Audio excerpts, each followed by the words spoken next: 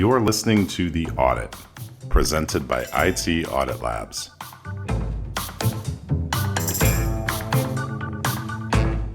Hello and welcome to The Audit.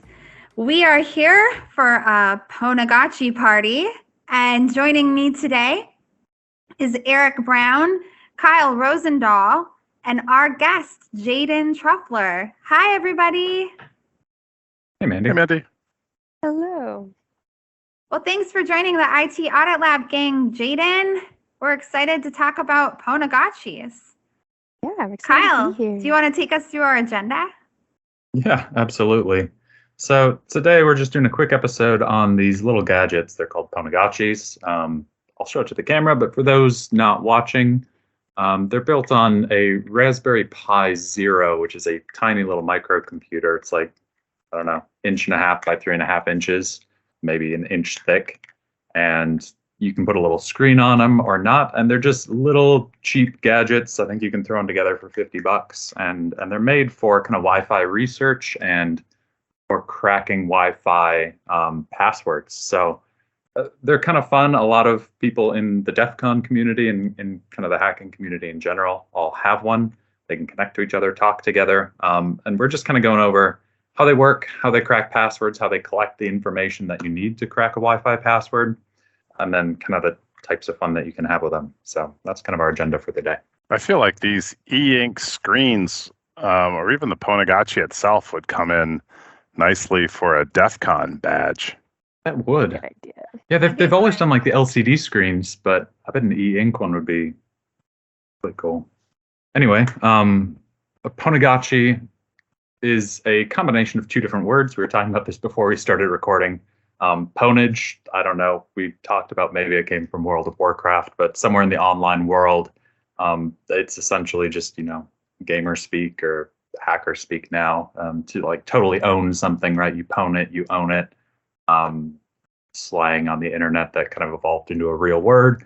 And then Tamagotchi, right? The cute little guys on the digital pets from the 1990s. You can still buy them today. I think they're making new ones. Stick those two words together and it's a Pwnagotchi. Again, for people not watching, the little e-ink screens on the front have a little cute face on them. And the idea is that these guys like to eat Wi-Fi signals. They like to eat Wi-Fi keys. And the whole point is that they'll collect the information necessary, use that for their food, and then give you something to crack so you can try and figure out what that Wi-Fi password is. There's a little bit of AI going on in the background. We'll talk about that. They're super easy to set up. They're super easy to use once you get them going. And it's just kind of easy fun to figure out, how does a Wi-Fi authentication protocol work? What can you do to get in the middle of it, crack it, take over an access point that you might not be supposed to, and gives you a reason to get out, walk around your neighborhood and see what's out there.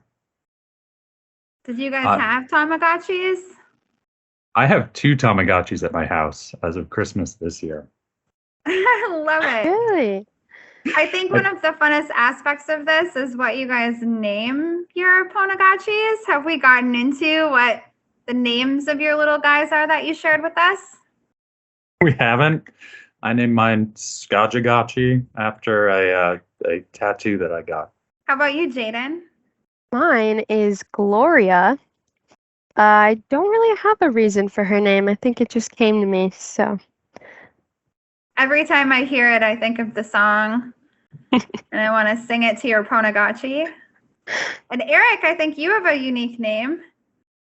I do. Mine is Pwn McPwnface from the Bodie McBoatface.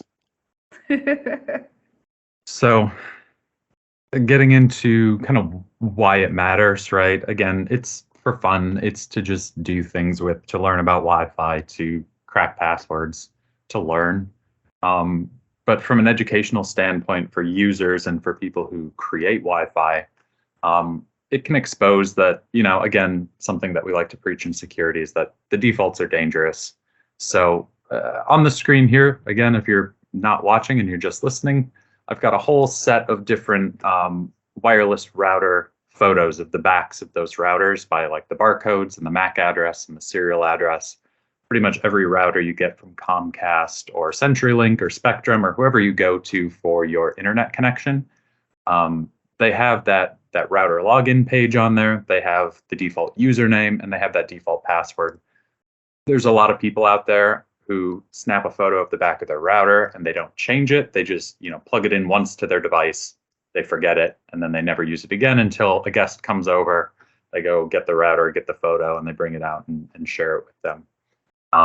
Hackers know that these things are generated in a certain way. I put a link on this. We'll share these slides in the show notes afterwards.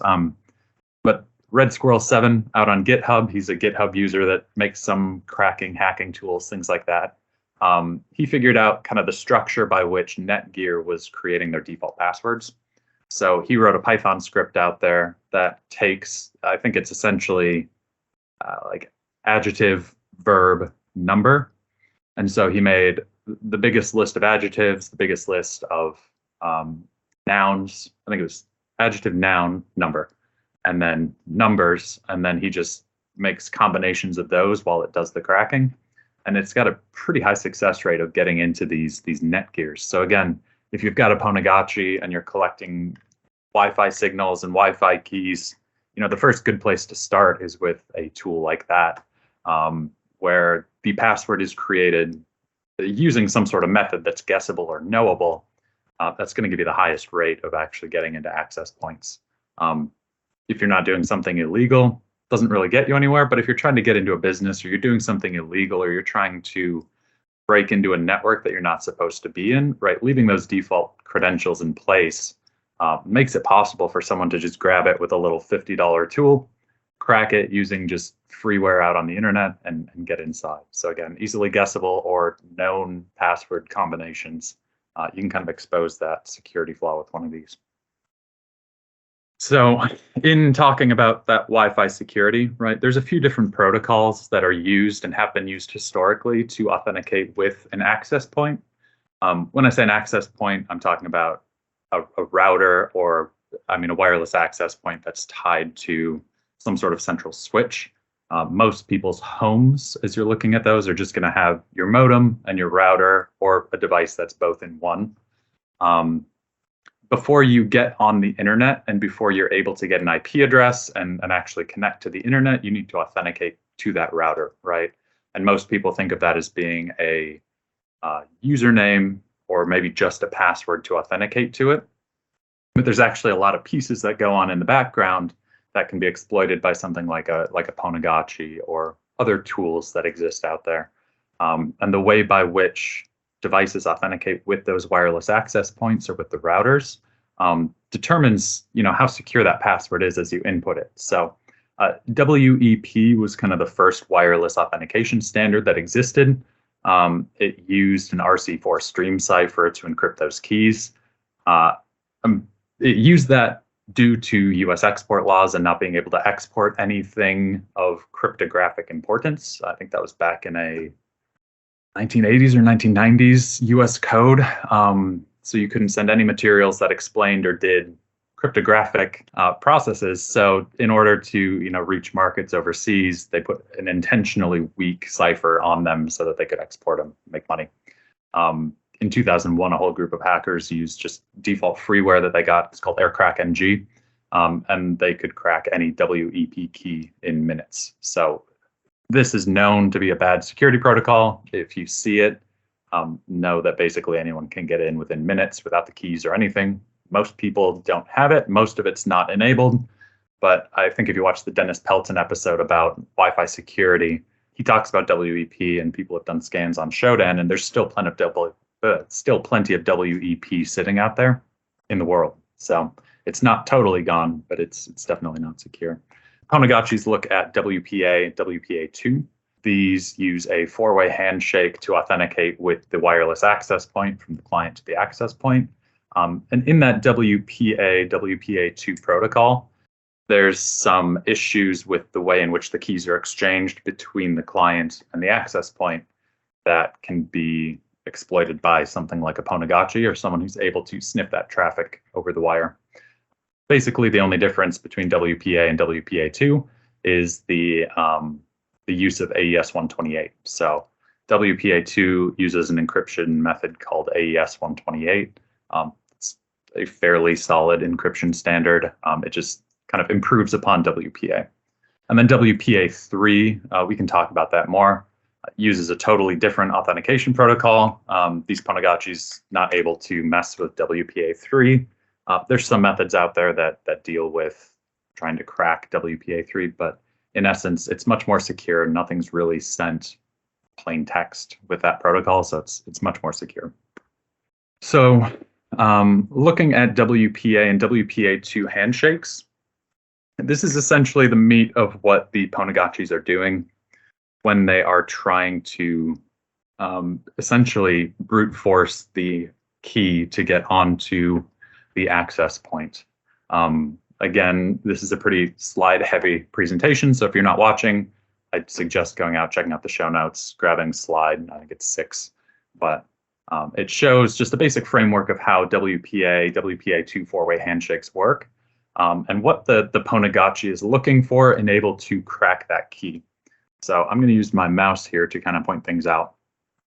When a device is trying to connect to an access point or a wireless router or anything like that, there's 4 different messages that go back and forth between the 2 devices, called that four-way handshake, and each message that gets sent back and forth in these little tiny blocks of data contains a different amount of data that's important to authenticate with one another. So essentially what they're trying to build up to is called the pairwise master key, this PMK.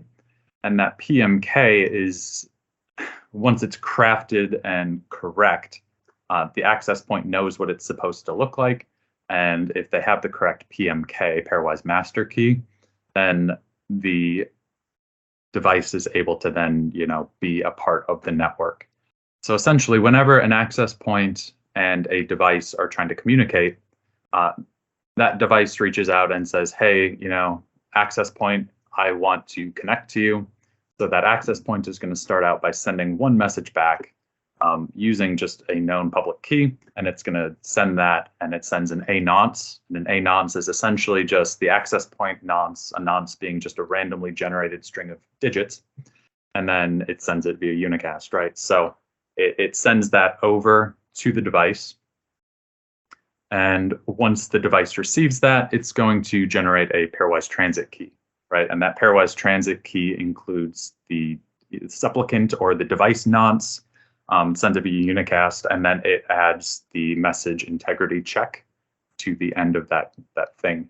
So as far as a Pwnagotchi is concerned, this first 2 steps is all it needs to see to begin cracking the pairwise master key that's eventually generated. Because in essence, that PTK includes the S nonce and the MIC. Message 1 includes the A nonce. And when you're creating a final PMK, the PMK is basically the A nonce, the S nonce, the 2 MAC addresses of the access point and the device. And then that's all stuck together with that message integrity check. So message 1, it receives that A nonce. Message 2, you receive the S nonce. You have those 2 pieces. You get the 2 MAC addresses of the devices. The only thing you need to solve for is that PMK.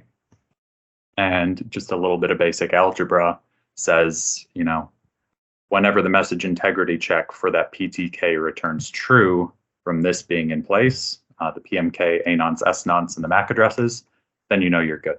So since you have all the pieces to make the PMK or guess the PMK, all you need to do is then crack the PMK. So that's where the brute forcing comes in place. Then essentially what you're doing when you're cracking is you're just putting in random values for the PMK or educated guesses as the PMK, combining them with the A, the S, the MAC, and seeing if they then match that message integrity check. Once you get a match, you know that you've gotten the correct password for that PMK. Does that make sense? Or does anyone have any questions on that? There's a lot of algebra. Yeah, it's a lot. And I'm trying to explain it in a way that, our listeners can get an idea for it. But you're doing a great job. It's a bad word problem. It is. And I wish there were better ways to describe, I could have come up with some goofy analogy for all of these pieces. But If you listen to it, you go look at the slide. I think it'll make a little more sense. Mandy was smiling like she had walked into a Calc 3 class when she was expecting like an English lit. Totally. You got to Unicat, and I was like, okay, I'm lost here. But I do think your visual and being able to see it is imperative to understanding. So definitely check out IT Audit Lab website and or watch the YouTube. So the Pwnagotchis come into play, right? Again, if we're looking at the slides, the access point is sitting out there. It's communicating with a cellular device, right? Let's just say here we've got an iPhone. You've got it connected to your Wi-Fi channel. Everything is good.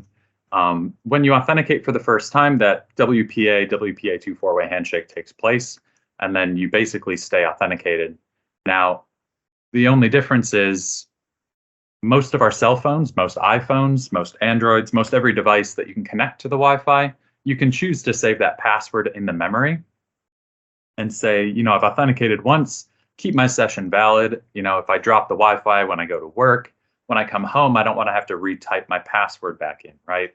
So it's not saving a plain text password, but it's saving that authenticated data and saying, oh yeah, you've got, the correct PMK, you've got all these pieces. So when you come back within range, yeah, just automatically reconnect. That's totally fine, no problem there. Essentially what the Pwnagotchi is doing here is it's sitting in the middle, listening for a device, sending that signal to an access point, and just kind of scooping up that information while it's in flight. So it's looking for the first two halves, two parts of that four-way handshake, message 1, message 2 to get the nonces, the message integrity check, and then it's trying to guess that PMK. The Pwnagotchi also has a little piece of software built into it called BetterCap. And BetterCap can be used as kind of an attack framework to do deauthentication attacks. This is where these guys get into the gray legal area, because what they can do is if they're sitting on a network long enough, or they see a network long enough and nobody's authenticating to it, they can say, hey, who's authenticated to you? I'm going to send a flood of deauth packets to the access point, which in turn disconnects all devices from the access point and then forces them to re-authenticate. Then it can sit there and sniff those authentication handshakes and try and grab more information. If all that makes sense, the last kind of fun piece about these Pwnagotchis is that they also have a little bit of AI kind of built into the background. The AI on these, it's nothing super fancy. It's a pretty quick little method, but since different Wi-Fi environments are different, right? If you're at a hotel, there's a lot more access points. There's a lot more people connecting.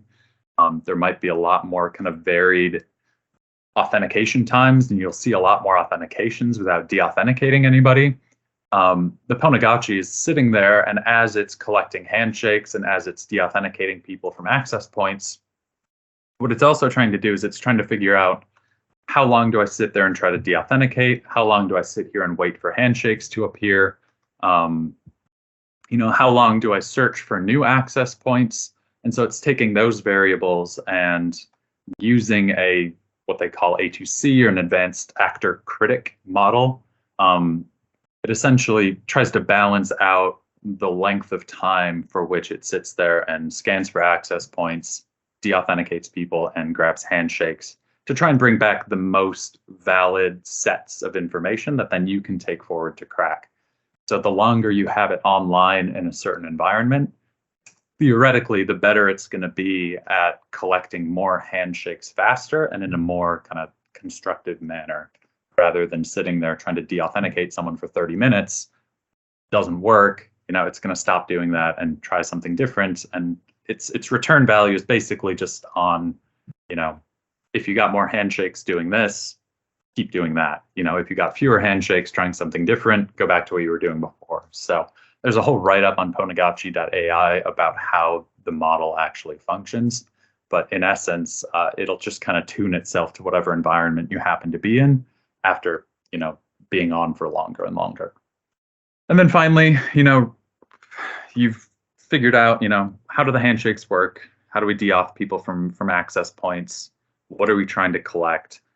Once you have that, the Pwnagotchi keeps a little tally in the bottom left corner that says, how many things have you pwned, meaning how many, handshakes have you collected that have enough information in them for you to start brute forcing. That's where you can start brute forcing some of these passwords and connect them back to those access points. So there's a few ways to take these. It'll dump those handshakes into a PCAP file on the local device, and you can pull those off. And then it's up to you to choose how you want to crack those and decide whether you want to, try and brute force the passwords for the access points that you saw. Again, if you're doing some sort of pen test or red team assessment, you're trying to get into a business, you definitely want to take those 2 handshake files and try and get the, wireless password for the corporate wireless. That's a pretty big target. So a few ways you can do it. Hashcat has a converter. It's out on GitHub. I think it's actually part of the Hashcat installation if you get all of the Hashcat utils off the Hashcat website. So I think you can get it at GitHub or off the Hashcat utilities. And it essentially takes any PCAP file that has enough of that information, and it'll create a Hashcat hash for version 22,000. So as you're doing your Hashcat with your GPUs, you can crack those PCAP files as Hashcat files and speed it up with GPU processing. So if you have a lot, it's a good way to do it. Another method, if you don't want to screw around with Hashcat and converting and GPUs and all of that tuning stuff, Aircrack NG also can do PCAPs natively. You don't have to convert them to anything. The only downside is I think it runs only on CPU, if I'm correct. It'll crack WEP, WPA, and WPA2 files. So you can just sit there, feed it a word list. If you want to do the combinator attack for like the Netgear routers, you can throw whatever you want at it, and it'll, one by one try and crack that pairwise master key to get you your Wi-Fi password and get on. Question for you: when it's doing the deauths, is it doing it on every channel at the same time, or does it hop between channels? For the most part, it's just flooding the access point with the deauth packets. So basically all channels. It depends on your Pwnagotchi. So like the Pi Zeros, these little guys, they only have 2.4 gigahertz. So if someone's connected on 5, it's not going to deauth or even see those connections. If you get like a 5 gigahertz antenna to plug into this, you can get that 5 gigahertz channel, and then it'll do it on that as well. There's a tiny bit more setup to do. Or if you build it on a bigger Pi board that has both channels, then you can do that as well. But basically, it's just dumping everyone off the Wi-Fi. So it goes channel by... And it's by access point. So if you're in an environment where there's 8 access points for one Wi-Fi signal, it's only going to hit one of those, and the client's connected to that. So if you're in some sort of mesh network, it's only doing like one MAC address at a time. Oh, I see. That makes sense. Okay. Yeah. Well, like in Wi-Fi 2.4, there's 11 channels, I believe. So it would go channel by channel to get all 11. Correct, yeah. Before we dig into these resources, anybody have fun Pwnagotchi stories? I'm living vicariously through you guys. Jaden wants to say something.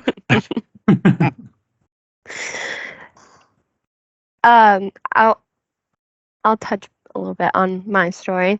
So we went to DEF CON 2 years ago, and I was working with Kyle to set up my Pwnagotchi.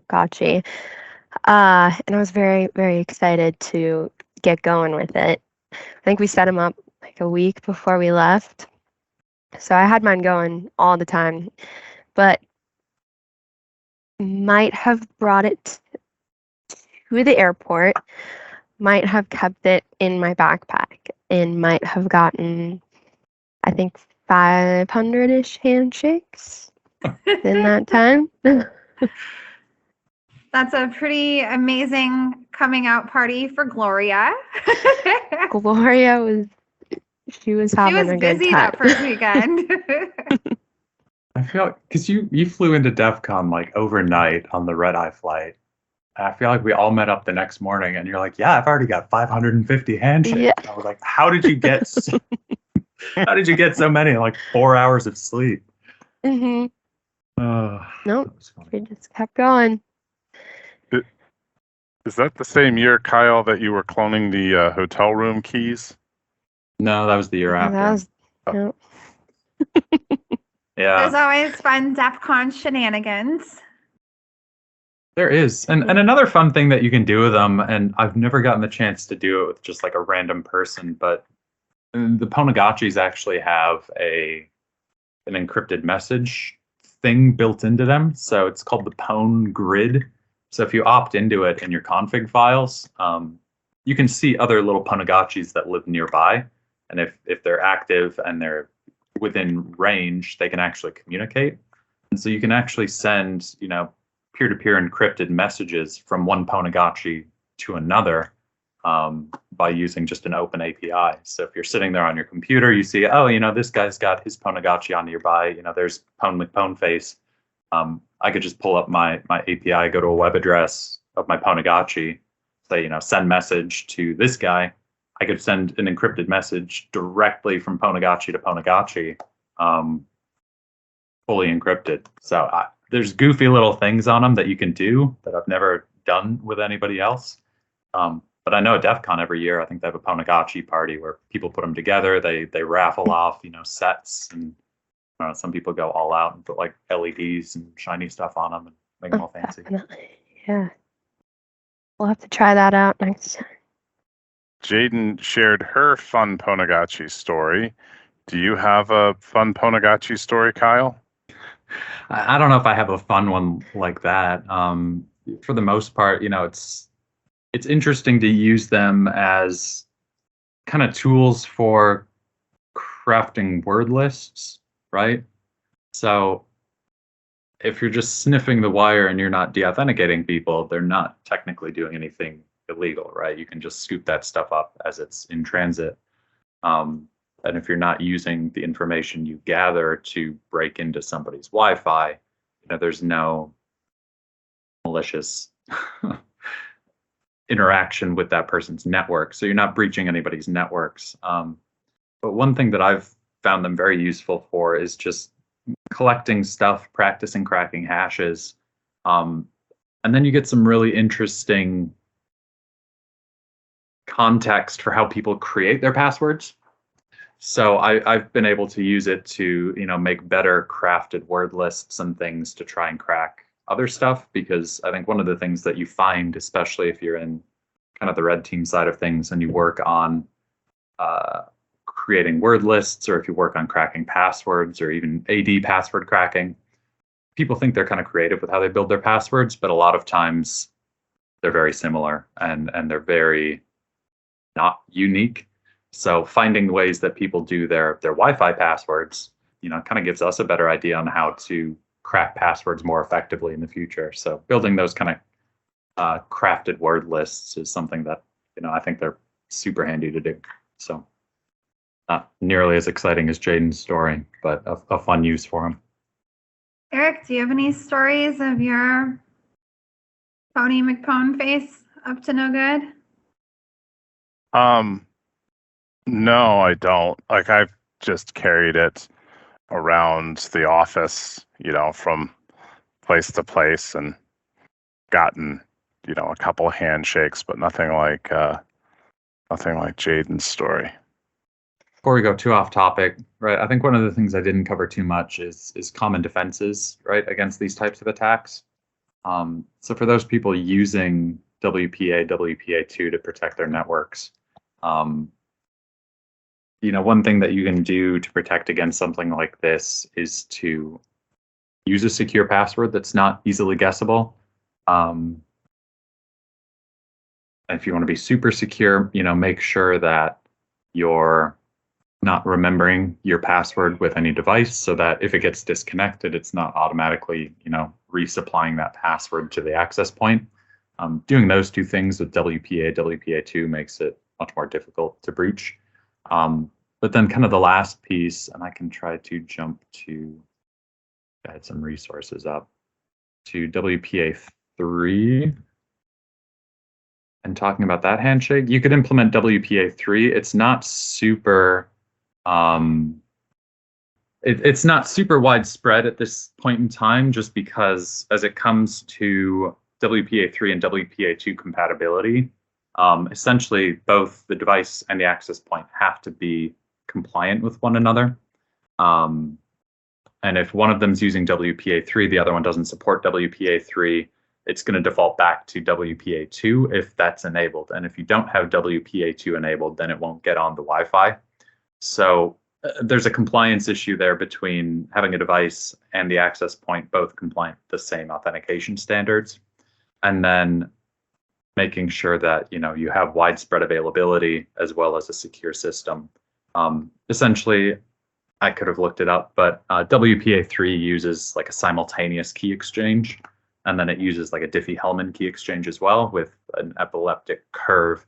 But essentially what that means in non-super technical nerd speak is that both the access point and the client are creating a private and a public key invisibly from one another. And similar to how like PGP encryption works for email, the only thing that the other side sees is that private or public key as they encrypt their messages, and then they're using the other side's public key to decrypt the messages and make sure they match the privates on the back end.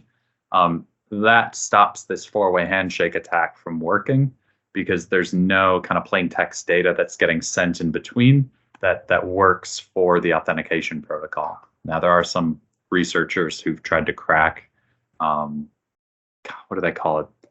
They don't call it AES. There's SEO maybe. The way in which these things occur at the same time, simultaneous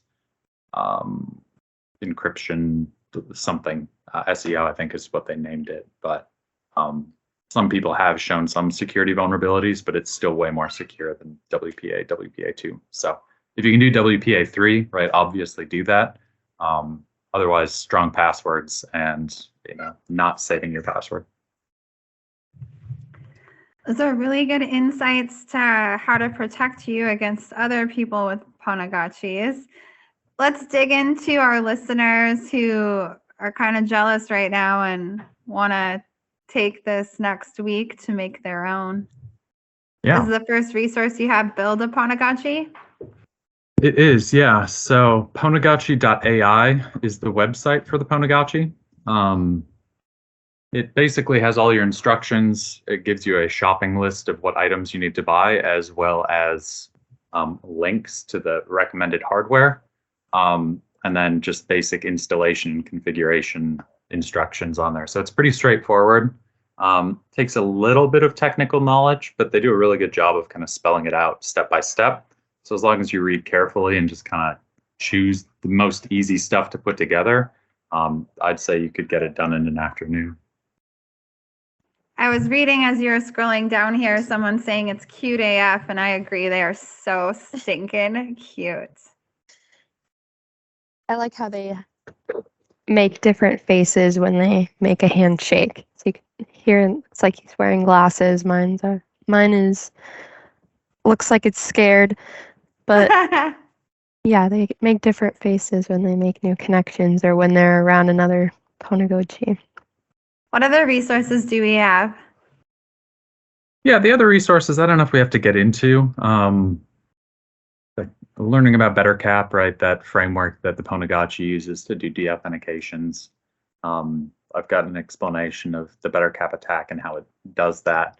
And then again, GPU and CPU cracking, just some resources there for Hashcat usages, and then that AirCrackNG website. So if you're interested, obviously check out the slides, check out the Pwnagotchi.ai website.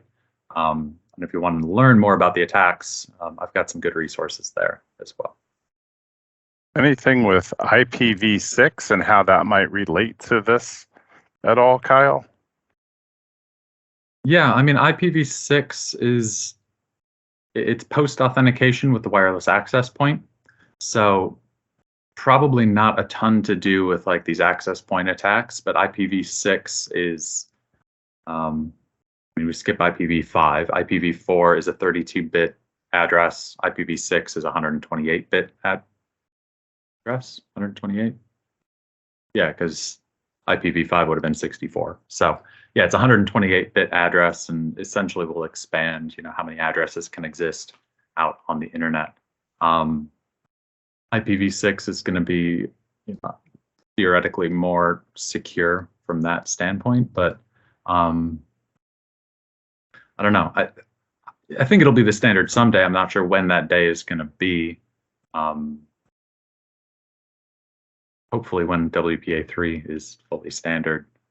What are your thoughts on IPv6? I was at CES last week, and CES, if you haven't been, it's huge.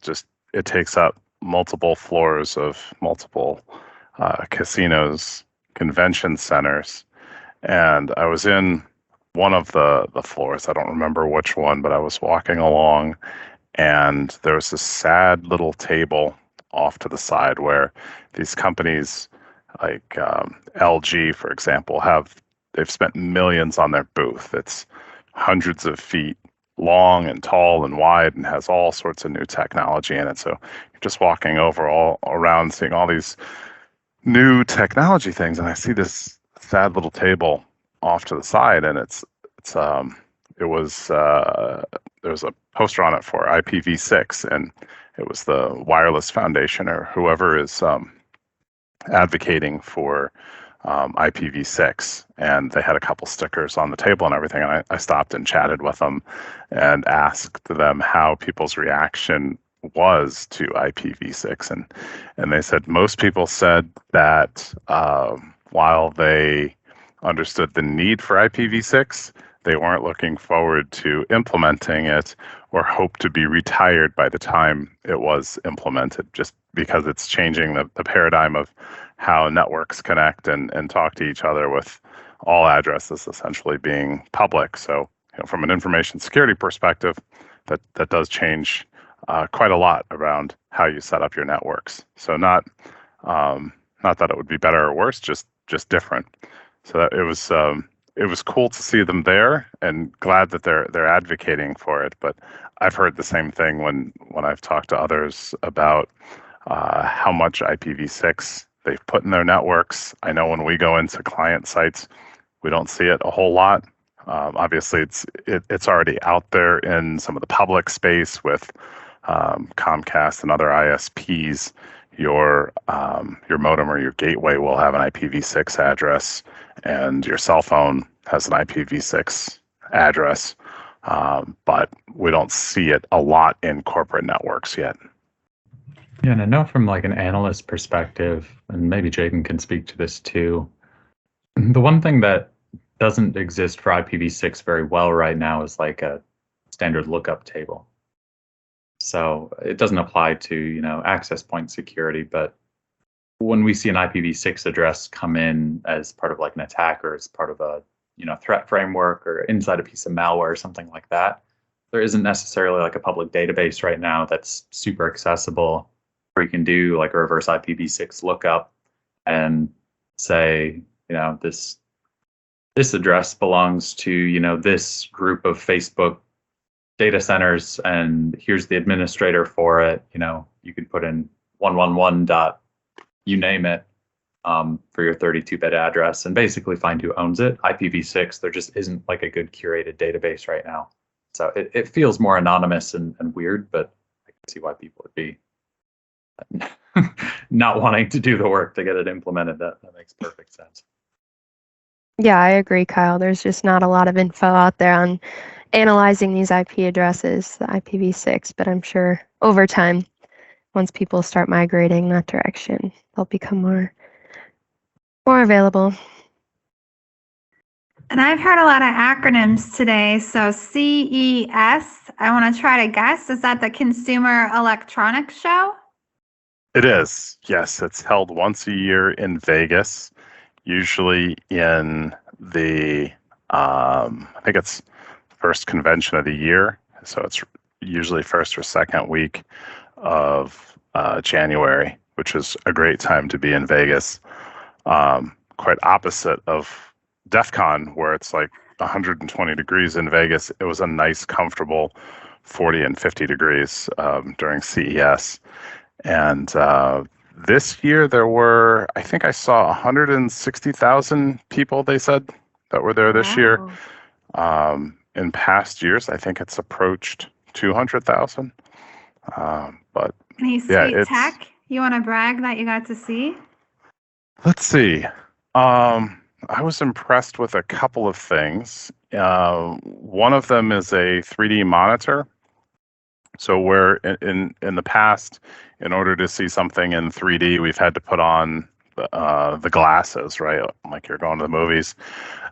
This year, there were a couple of companies that had monitors that had cameras built into them, and if you stood a certain distance away from the monitor, like 3 or 4 feet, it would capture where you were looking. So the built-in cameras would recognize your eyes, and from that point on, it would track where your eyes were looking. So if you moved a couple of feet to the left or right, it would track your eyes, and the way the frame refresh rate was built, it was showing essentially 2 stereo images.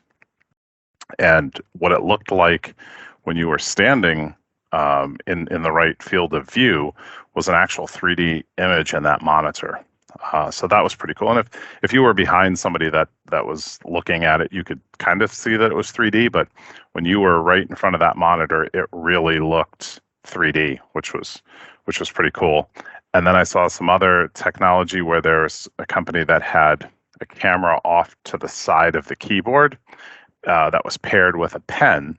And that pen then was moving in 3D space. So you could manipulate the 3D objects on the screen with the pen.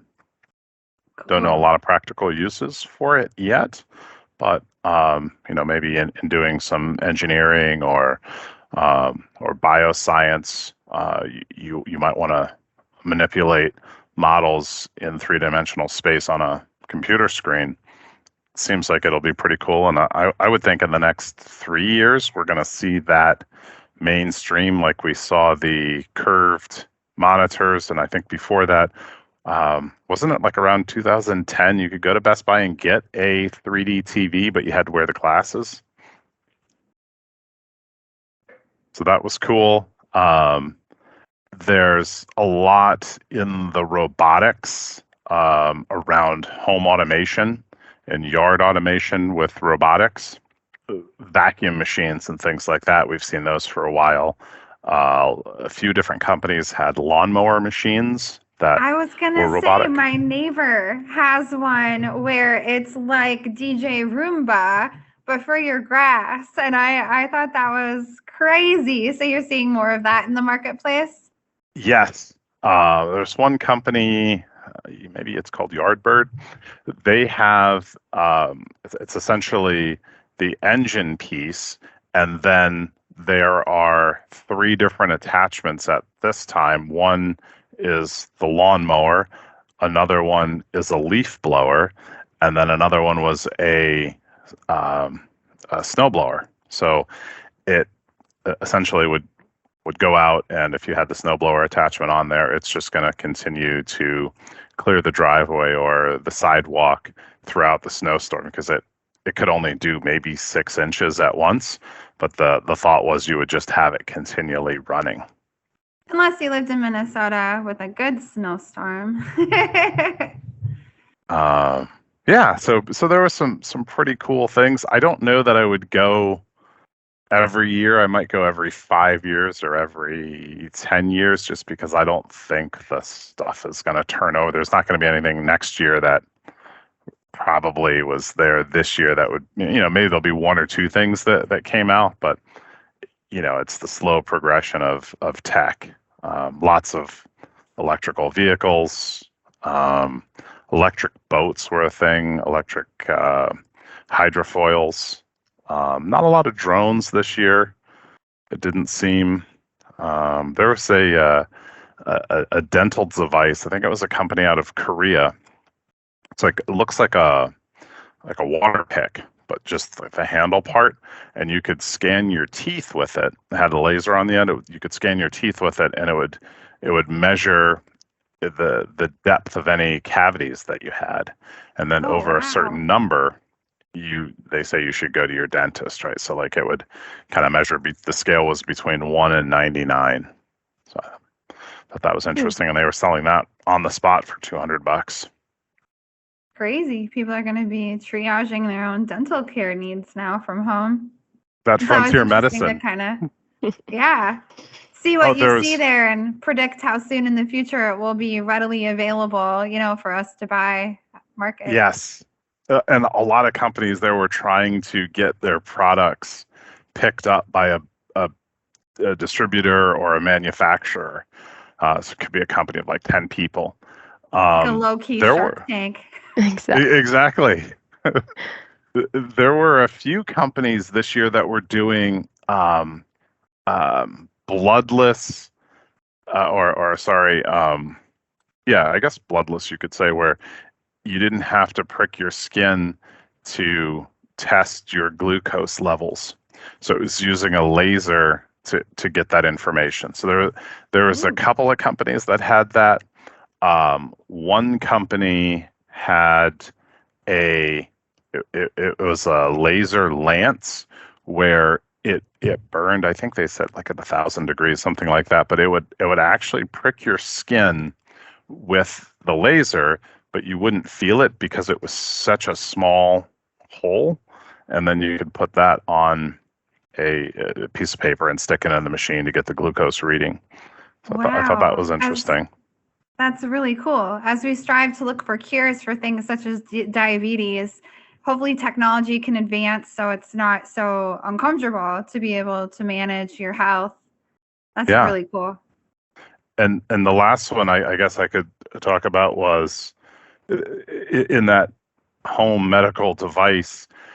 There was a company, and I don't remember the name of the company, but they had these almost like tongue depressor size sticks. And the idea is you put that stick in a urine stream and then take a picture with their app. So you take a picture with your camera, with your phone camera, and then starting to sound dirty. Okay, keep upload. Going. Pee on a stick, take a picture of it, and then it would tell you what was going on with you and all of your maladies associated with the with what it could pick up. So glucose or other vitamin deficiencies, anything that could be essentially, I guess, detected that way. So I thought that was kind of interesting. Kind of brings new thoughts to using a stick and urine to find things. Notoriously, it would be, am I pregnant? And now we're finding out, I'm vitamin D deficient. Like it's pretty cool how they're evolving on things. It's just about gender equality with being on sticks, I think. There was a couple other things that were there, but we could talk about those in an After Dark episode. Okay, yeah, that sounds good. Well, thank you for sharing with us. That's so interesting to talk more about the Consumer Electronics Show. Pivoting back to Pwnagotchi, is anything else, team, before we wrap up for today? Not for me. I had one thing that's interesting that we've got both Kyle and Jaden on with us here. And we may have to have them come back for a future episode. Because right now there's a little contest going on between Kyle and Jaden, where Jaden's got a project that she's working on, essentially replacing the physical security, the door badges and the door locks for a company. And Jaden's got some pretty cool tech there, and she did a pretty cool design on that security. And Kyle thinks that he can bypass Jaden's security. So this could be a pretty good future episode. Good luck, Kyle. I tried to put a case of high noon on the line, and she didn't respond, so I think she's afraid. I think a case of high noon is exactly what the bet needs to be.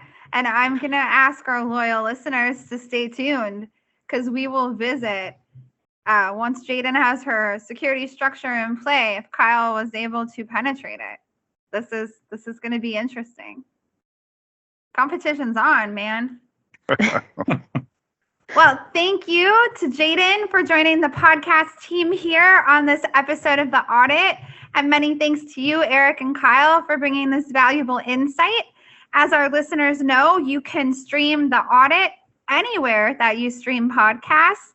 If you want to check out the presentation material, get to see the video, please check us out on YouTube or our website, itauditlabs.com. Hope everybody has a great rest of your day. Talk to you guys later. Bye. Bye. A well-designed framework will reduce organizational risk and improve overall security posture. Contact IT Audit Labs and have us lead your team in outlining a strategic approach to remediate organizational risk.